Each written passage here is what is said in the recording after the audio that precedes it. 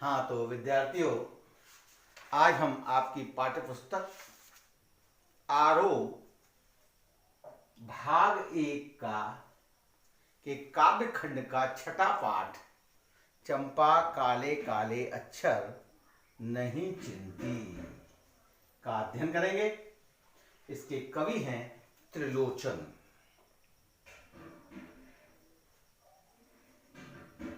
सर्वप्रथम हम कवि का परिचय, उसके बाद पाठ परिचय, कविता का सारांश, काव्य सौंदर्य। काव्य सौंदर्य के दो तत्व होते हैं, भाव पक्ष और कला पक्ष। भाव पक्ष में कविता का भावार्थ और कला पक्ष में उसकी भाषा शैली, रस, छंद, अलंकार, बिंब, शब्द चयन आदि पर हम चर्चा करेंगे। तो सर्वप्रथम हम कवि परिचय। त्रिलोचन का जन्म उत्तर प्रदेश के सुल्तानपुर जिले के चिरानी पट्टी नामक गांव में सन 1917 में हुआ था। इनका मूल नाम वासुदेव सिंह। ये हिंदी साहित्य में प्रगतिशील काव्यधारा के प्रमुख कवि के रूप में प्रतिष्ठित हैं। प्रगतिशील काव्यधारा के इन्होंने गद्य और पद्य दोनों में अपनी रचनाएं समाज को दी है। इनकी साहित्यिक उपलब्धियों के आधार पर इन्हें साहित्य अकादमी द्वारा पुरस्कृत किया गया। उत्तर प्रदेश सरकार ने भी इन्हें महात्मा गांधी पुरस्कार से सम्मानित किया गया। सला का सम्मान भी इनकी महत्वपूर्ण उपलब्धि है। 9 दिसंबर 2007 में इनका स्वर्गवास हो गया। इनकी प्रमुख रचनाएं हैं काव्य। सबसे पहले हम काव्य लेते हैं। प्रमुख काव्य में धरती, गुलाब और बुलबुल, दिगंत, ताप के ताए हुए दिन, शब्द, उस जनपद का कवि हूं, अर्घान, तुम्हें सौंपता हूं, चेती, अमोला, मेरा घर, जीने की कला आदि ये काव्य रचनाएं इनकी रही। गद्य रचना में देश काल, रोजनामचा, काव्य और अर्थबोध, मुक्तिबोध की कविता हैं। इसके अलावा इन्होंने हिंदी के अनेक कोशों के निर्माण में महत्वपूर्ण योगदान दिया। त्रिलोचन बहुभाषा विज्ञ शास्त्री हैं। ये रागात्मक संयम व लयात्मक अनुशासन वाले कवि हैं। इसी कारण इनके नाम के साथ ही शास्त्री जुड़ गया है। लेकिन यह शास्त्रीयता इनकी कविता के लिए बोझ नहीं बनती। ये जीवन में निहित मंद लय के कवि हैं। प्रबल आवेग और त्वरा की अपेक्षा इनके यहाँ काफी कुछ स्थिर है। इनकी भाषा छायावादी रोमानियत से मुक्त है तथा उनका काव्य ठेठ गांव की जमीन से जुड़ा हुआ है। ये हिंदी में सोनेट को स्थापित करने वाले कवि के रूप में जाने जाते हैं। सोनेट एक अंग्रेजी साहित्य का छंद होता है। कवि बोलचाल की भाषा को चुटीला और नाटकीय बनाकर कविताओं को नया आयाम देता है। कविता की प्रस्तुति का अंदाज कुछ ऐसा है कि वस्तु रूप की प्रस्तुति का भेद नहीं रहता। ये कवि का एक संक्षिप्त परिचय आपके सामने प्रस्तुत किया। अब हम आगे बढ़ते हैं पाठ परिचय। जो पाठ 6 है, चंपा काले काले अक्षर नहीं चिंती, इसका एक परिचय। ये कविता धरती संग्रह से संकलित है। त्रिलोचन की काव्य कविता जो धरती है उससे इस पाठ्य पुस्तक में संकलित की गई है। ये पलायन के लोक अनुभवों को मार्मिकता से अभिव्यक्त करती है। जैसे ग्रामीण लोग रोजगार की तलाश में शहर को जाते हैं, उसको अभिव्यक्त। इनमें अक्षर शब्द यानी को अक्षर अक्षर को अक्षर, ये ठेठ ग्रामीण भाषा का प्रयोग किया। इनमें अक्षर के लिए काले काले विशेषण का प्रयोग किया गया है। आप देखिए यहां भी जो अक्षर हैं वो काले हैं। काले काले विशेषण का प्रयोग किया गया है जो एक और शिक्षा व्यवस्था के अंतर विरोधों को उजागर करता है। कहावत भी सुनी होगी आपने, काला अक्षर भैंस बराबर।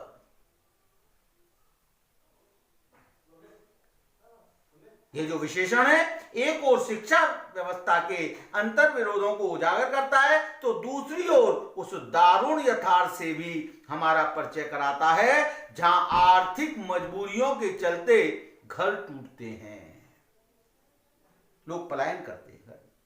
काव्य नायिका चंपा अनजाने ही उस शोषक व्यवस्था के प्रतिपक्ष में खड़ी हो जाती है जहां भविष्य को लेकर उसके मन में अनजान खतरा है। वह कहती है कलकत्ते पर बजर गिरे, कलकत्ते पर बजर यानी वज्र गिरने की बात करती है। वज्र,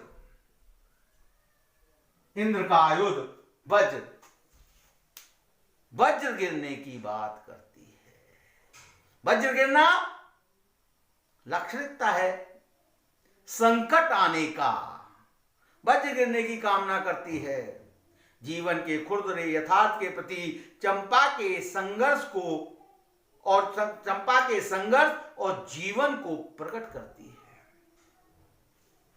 ये पाठ का परिचय था। अब कविता का सारांश जो है, कविता है वो किस चंपा पर आधारित ही कविता है। काव्य की नायिका चंपा अक्षरों को नहीं पहचानती, यानी वो पढ़ना लिखना नहीं जानती, निरक्षर है। जब कवि पढ़ता है तो चुपचाप पास खड़ी होकर आश्चर्य से सुनती है। वे सुंदर ग्वाले की एक लड़की है तथा गाय भैंस चराने का काम करती है। वे अच्छी, वे चंचल है। कभी वे कवि की कलम चुरा लेती है तो कभी कागज। इससे कवि परेशान हो जाता है। चंपा कहती है कि दिन भर कागज में लिखते रहते हो, क्या ये अच्छा काम है? तो कवि हंस देता है। एक दिन कवि ने चंपा से पढ़ने लिखने के लिए कह दिया। उन्होंने इसे गांधी बाबा की इच्छा बताया तो चंपा ने कहा कि वे नहीं पढ़ेगी। गांधी जी तो बहुत अच्छे आदमी है, गांधी जी को बहुत अच्छा बताते हो, फिर वे पढ़ाई की बात कैसे कहेंगे? कवि ने कहा कि पढ़ना लिखना अच्छा है। शादी के बाद तुम ससुराल जाओगी, तुम्हारा पति कलकत्ता काम के लिए जाएगा। अगर तुम नहीं पढ़ी तो उसके पत्र कैसे पढ़ोगी या अपना संदेशा कैसे दोगी? इस पर चंपा ने कहा कि तुम पढ़े लिखे झूठे हो, वह शादी नहीं करेगी। यदि शादी करेगी तो पति को कभी कलकत्ता नहीं जाने देगी। कलकत्ता पर विपत्ति आ जाए ऐसी वो कामना करती है। ऐसा कलकत्ता जो लोगों को अलग करता है, ऐसे कलकत्ते पर संकट आ जाए, विपत्ति आ जाए, इस इंद्र का वज्र गिर जाए, ऐसी कामना वो इस कविता के माध्यम से करती है। अगला जो बिंदु आता है काव्य सौंदर्य। भाव पक्ष, भावा तो कला पक्ष, दोनों एक एक कविता को लेते हैं। चंपा काले काले अक्षर नहीं चिंती, चंपा काले काले अक्षर नहीं चिंती, जब मैं पढ़ने लगता हूं वह आ जाती है। जब मैं जब पढ़ने लगता हूं वह आ जाती है। खड़ी खड़ी चुपचाप सुना करती है, उसे बड़ा अचरज होता है। उसे बड़ा अचरज होता है, इन काले चिन्हों से कैसे ये सब स्वर निकला करते हैं। कवि त्रिलोचन चंपा के माध्यम से कहते हैं कि चंपा नामक लड़की की निरक्षरता के बारे में बताता है। इस चंपा के माध्यम से समाज में अनपढ़ स्त्रियों की ओर ये इंगित करता है। कवि त्रिलोचन तो चंपा नामक लड़की की निरक्षरता के बारे में बताते हुए कहता है कि चंपा काले काले अक्षरों को नहीं पहचानती, यानी ये जो काले काले अक्षर हैं इनको वो नहीं जानती, यानी वो पढ़ना लिखना नहीं जानती, वो निरक्षर हैं, उसे अक्षर ज्ञान नहीं है। कभी जब पढ़ने लगता है तो वे वहां आ जाती है, उसके द्वारा बोले गए अक्षरों को चुपचाप खड़ी खड़ी सुना करती है, तो उसे आश्चर्य होता है, उसे हैरानी होती है कि इन काले काले अक्षरों में से इस प्रकार की ध्वनियां कैसे निकलती है, इस प्रकार की आवाज कैसे निकलती है। वे अक्षरों के अर्थों को सुन करके हैरान होती है, उसे आश्चर्य होता है। नहीं, भावा ग्राम्य भाषा का सुंदर प्रयोग है,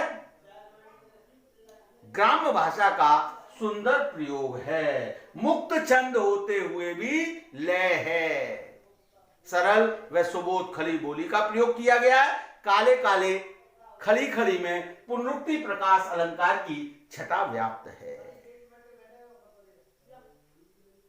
छटा व्याप्त। निरक्षर व्यक्ति की हैरानी का बिंब सुंदर ढंग से प्रस्तुत किया गया है। ये कला पक्ष के सारे बिंदु इसमें हो गए।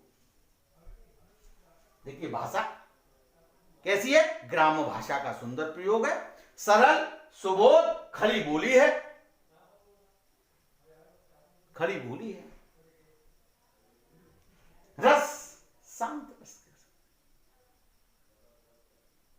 शांत रस कह सकते हैं, छंद मुक्त छंद होते हुए भी लय है, अलंकार काले काले खड़ी खड़ी में पुनरुक्ति प्रकाश है, काले काले और खड़ी खड़ी में पुनरुक्ति प्रकाश है। काले चिन्हों को कैसे ये सब स्वर का और सावर्ण की आवृत्ति होने से यहां पर अनुप्रास अलंकार की भी छटा व्याप्त है। ये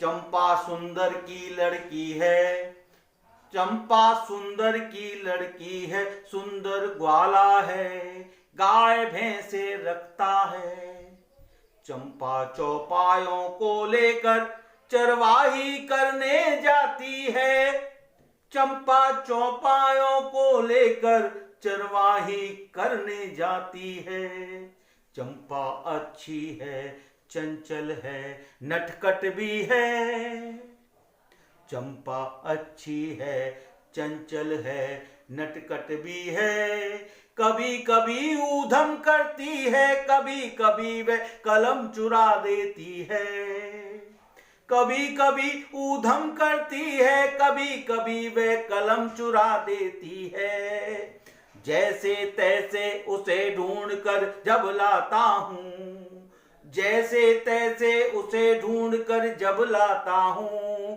पाता हूँ अब कागज गायब, परेशान फिर हो जाता हूँ, जैसे तैसे उसे ढूंढ कर जब लाता हूँ, पाता हूँ अब कागज गायब, परेशान फिर हो जाता हूँ।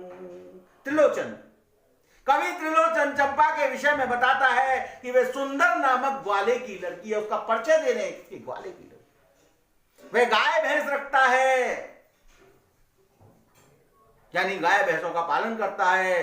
चंपा उन सभी पशुओं को प्रतिदिन चराने के लिए जाती है, वह बहुत अच्छी लड़की है, वह चंचल है, शरारत भी करती है, कभी वह कवि की कलम चुरा लेती है जिससे वो काले अक्षर लिखता है, कभी किसी तरह कलम ढूंढ कर लाता है तो उसका कागज गायब हो जाता है, उसे पता चलता है कि उसका कागज गायब है, वो उसके कागज को उठा लेती है जिस पर वो काले अक्षर। कवि चंपा की इस तरह की शरारतों से परेशान हो जाता है। यहां पर चंपा के परिवार व उसकी शरारत के बारे में बताया गया है। सरल व सहज खड़ी बोली है, खड़ी बोलिए, सीधे साधे शब्दों का चयन, बोलचाल की भाषा के शब्दों का चयन किया गया है यहाँ पर। कभी कभी में पुनरुक्ति प्रकाश है, ग्रामीण जीवन का चित्रण है, मुक्त छंद है तथा कभी कभी पुनरुक्ति प्रकाश। और चंपा चौपाए को लेकर चरवाए करने जाती है, अनुप्रास अलंकार की जैसे छठा इस तरह की। चंपा कहती है तुम कागज ही गोदा करते हो दिन भर, चंपा कहती है तुम कागज ही गोदा करते हो दिन भर, क्या ये काम बहुत अच्छा है यह सुनकर मैं हंस देता हूं। चंपा कहती है तुम कागज ही गोदा करते हो दिन भर, क्या ये काम बहुत अच्छा है ये सुनकर मैं हंस देता हूं। फिर चंपा चुप हो जाती है, फिर चंपा चुप हो जाती है, उस दिन चंपा आई मैंने कहा कि, उस दिन चंपा आई मैंने कहा कि, चंपा तुम भी पढ़ लो, चंपा तुम भी पढ़ लो, हारे गाड़े काम सरेगा, चंपा तुम भी पढ़ लो, हारे गाड़े काम सरेगा। गांधी बाबा की इच्छा है सब जन पढ़ना लिखना सीखे, गांधी बाबा की इच्छा है सब जन पढ़ना लिखना सीखे। यहां पर कवि चंपा को कहता है, चंपा को काले अक्षरों से कोई संबंध नहीं है। वह कवि से पूछती है कि तुम दिन भर कागज पर क्या लिखते रहते हो, काला पीला क्या करते रहते हो, कागज क्यों खराब, क्या यह काम तुम्हें बहुत अच्छा लगता है। यहां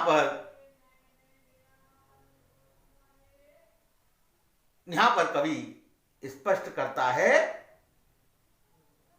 कि चंपा की नजर में लिखने के काम का कोई महत्व नहीं है, चंपा की नजर में लिखने के काम का कोई महत्व नहीं है, जो उसको व्यर्थ की चीज मानती है। उसकी बात को सुनकर कवि हंसने लगता है और चंपा चुप हो जाती है। एक दिन चंपा आई तो कवि ने उससे कहा कि तुम्हें भी पढ़ना लिखना सीखना चाहिए, मुसीबत के समय तुम्हारे काम आएगा।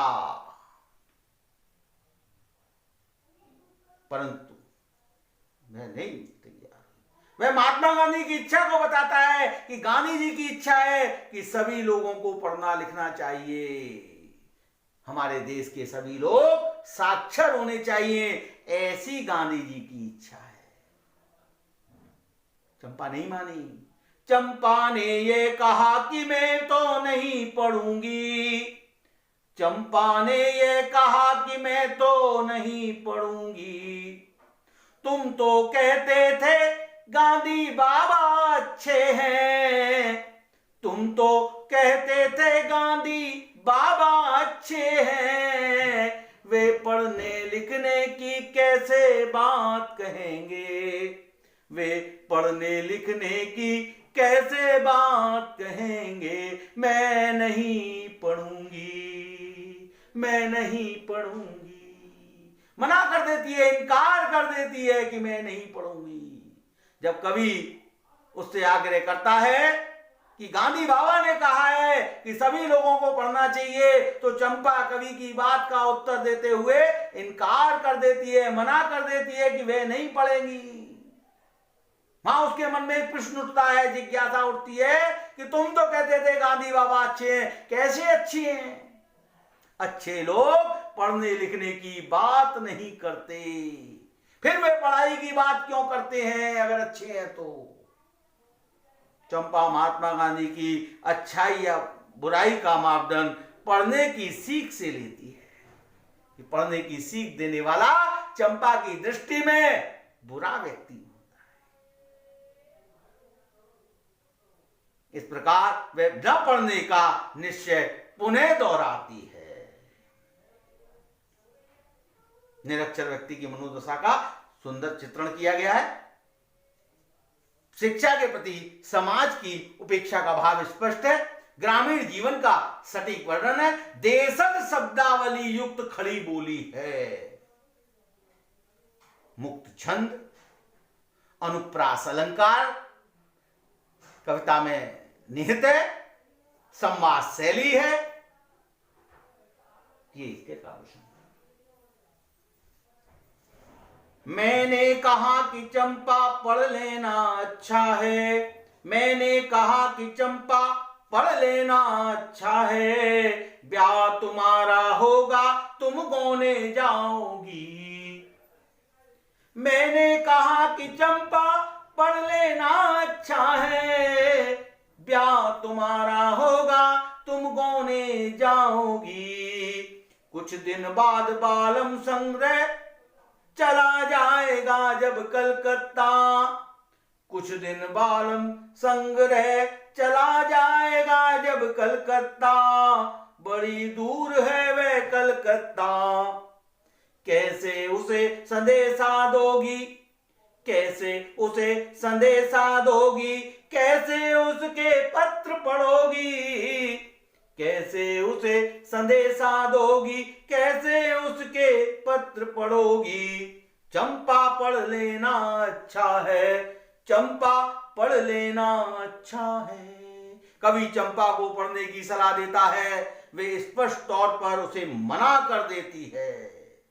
तो कवि तर्क देता है, शिक्षा के लाभ गिनाता है। वह उसे कहता है कि तुम्हारी पढ़ाई लिखाई होना बहुत जरूरी है। एक दिन तुम्हारी शादी हो जाएगी। शादी के बाद तुम्हारा गौना होगा। तुम अपने पति के साथ ससुराल चली जाओगी। पहले बालपन में छोटी में शादी हो जाया करती थी और कुछ वर्ष बाद गौना हुआ करता था। तो उस गौने के बाद तुम्हारा गौना हो जाएगा, तुम ससुराल चली जाओगी। वहां तुम्हारा पति कुछ दिन साथ रहकर अपनी नौकरी के लिए कलकत्ता चला जाएगा। तुमसे दूर कलकत्ता चला जाएगा। कलकत्ता यहां से बहुत दूर है। ऐसे में तुम उसे अपने मन की बात कैसे बताओगी। उसको अपना संदेशा कैसे भेजोगी। कैसे तुम उसके लिए पत्र लिखोगी और उसके द्वारा भेजे हुए पत्रों को किस प्रकार पढ़ोगी अगर तुमको पढ़ना लिखना नहीं आता है तो। इसलिए पढ़ना बहुत ही आवश्यक है। इसलिए पढ़ना जरूरी है। इसलिए तुम्हें पढ़ना चाहिए। यहां कवि ने शिक्षा के महत्व को सहज तरीके से समझाया है। गांवों और महानगरों की तरफ पलायनवादी प्रवृत्ति की ओर संकेत किया है। ग्रामीण जीवन का चित्रण है। संवाद शैली है। भाषा खड़ी बोली में सहज, खड़ी बोली में सहज भाषा का प्रयोग किया गया है। अनुप्रास अलंकार मुक्त छंद है। चंपा बोली तुम कितने झूठे हो देखा। चंपा बोली तुम कितने झूठे हो देखा। हाय राम तुम पढ़ लिख कर इतने झूठे हो। हाय राम तुम पढ़ लिख कर इतने झूठे हो। मैं तो ब्याह कभी न करूंगी और कहीं जो ब्याह हो गया। मैं तो ब्याह कभी न करूंगी और कहीं जो ब्याह हो गया तो मैं अपने बालम को संग साथ रखूंगी। मैं तो ब्याह कभी न करूंगी और कहीं जो ब्याह हो गया तो मैं अपने बालम को संग साथ रखूंगी। कलकत्ता में कभी न जाने दूंगी। कलकत्ता में कभी न जाने दूंगी। कलकत्ते पर बजर गिरे। कलकत्ता में कभी न जाने दूंगी। कलकत्ते पर बजर गिरे। वज्र, बजर मान वज्र। यहां वज्र की बात जो इंद्र का आयुध वज्र है उसके बारे में। चंपा को पढ़ने की सलाह जब कवि देता है तो चंपा उसकी बात को सुन करके उखड़ जाती है। वह उसको झूठा कह देती है, कवि को झूठा बता देती है कि तुम झूठ बोलते हो, एकदम झूठे हो, इतने पढ़े लिखे हो करके तुम झूठ बोलते हो, तो उस पढ़ने लिखने का कोई महत्व नहीं है। जहां तक शादी की बात है तो मैं कभी शादी नहीं करूंगी, मैं कभी शादी नहीं करूंगी, और यदि किसी कारणवश मेरी शादी हो भी गई तो मैं अपने पति को अपने से अलग नहीं होने दूंगी, उसे अपने साथ रखूंगी, उसे कभी कलकत्ता नौकरी के लिए नहीं जाने दूंगी। दूसरे शब्दों में वे अपने पति का शोषण नहीं होने देगी। परिवारों को दूर रखने वाले शहर कलकत्ते पर वो वज्र गिरने की कामना करती है। वो कहती है उस कलकत्ते पर संकट आ जाए, उस कलकत्ते का विनाश हो जाए, जो इस प्रकार से समाज का विघटन करके शोषण करता है, ऐसे कलकत्ते पर वज्र गिरे। वह अपने पति को उससे दूर रखेगी। किससे? कलकत्ता से दूर रखेगी। चंपा की दृष्टि में शिक्षित समाज शोषक है, झूठा है। ग्रामीण परिवेश का सजीव चित्रण किया गया है। चंपा का भोलापन प्रकट हुआ है। मुक्त छंद, खड़ी बोली, संवाद शैली, बजरगिरे में शोषक वर्ग के प्रति आक्रोश जताया गया है, और काव्यांश में अनुप्रास अलंकार की जगह जगह छटा व्याप्त है। इस प्रकार से ये चंपा काले अक्षर नहीं चुनती, ये आपने यहां पर महिला साक्षरता को कवि ने बल दिया है, परंतु एक मानसिकता है जो हमारे समाज में, उसको भी उजागर किया है कि महिलाओं की आवश्यकता। पढ़े लिखे लोग चंट चालाक होते हैं, पढ़े लिखे लोग झूठे होते हैं, पढ़े लिखे लोग ही इस समाज का शोषण कर रहे हैं, गरीबों का शोषण कर रहे हैं, निरक्षरों का शोषण कर रहे हैं, इसका लाभ उठा रहे हैं। इसलिए पढ़ना लिखना यहां पर काव्य की जो नायिका है वो निरर्थक मानती है, व्यर्थ मानती है, बेकार मानती है। इसलिए पढ़ने लिखने को चंपा यहां पर महत्व नहीं देती। ये कविता का काव्य सौंदर्य था। अब आप इस कविता को पढ़ेंगे, अंत से समझने का प्रयास करेंगे, इसके प्रश्नोत्तर करने का प्रयास करेंगे। बस आज इतना ही। आपका दिन शुभ और मंगलमय हो। धन्यवाद।